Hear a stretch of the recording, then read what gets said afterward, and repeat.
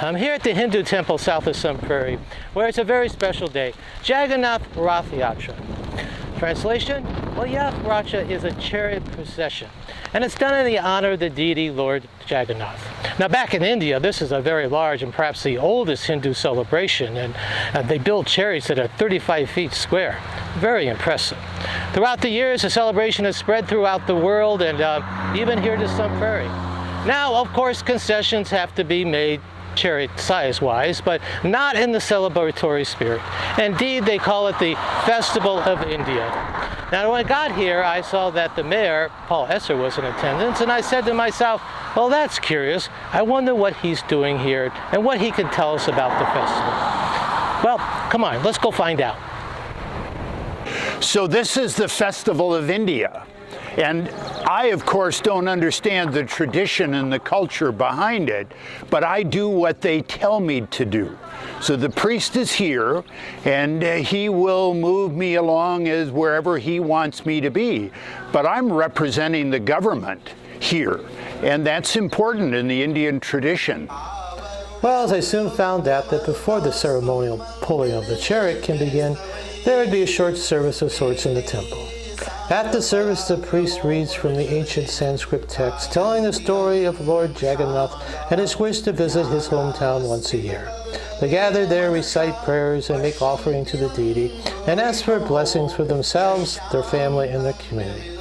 Of course, some of the congregation is more engaged than others. But eventually the offerings are done. Everyone adjourned outside to the chariot that had been prepared especially for the day. On the chariot, a symbol of the deity had been placed, and after the usual pause of taking pictures to mark the day, everyone lined up for a chance to pull on the rope. It's said that pulling on the chariot's rope during the procession brings blessings and absolves one of their sins. So, as a community, everyone worked together to pull the chariot out of the temple's driveway, onto Burke Road, and on up the hill. Oh, it was quite the sight to see. At the top of the hill, more incantations were said, the chariot was turned around, and then made its way back down the hill and finally back to the temple. To the outsider, it sure seemed like fun was had by all, and a reminder of how much Sun Prairie is changing. Carol and I have been in Sun Prairie over 50 years, and when we came to Sun Prairie, there was no Indian community in Sun Prairie, so we weren't celebrating events like this one today or the dance recitals.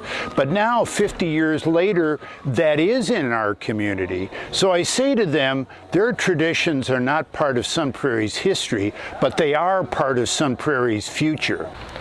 And a very interesting future, I'm sure. And if you're interested in any of the celebrations, the festivals they have out here at the temple, just check them out on the web.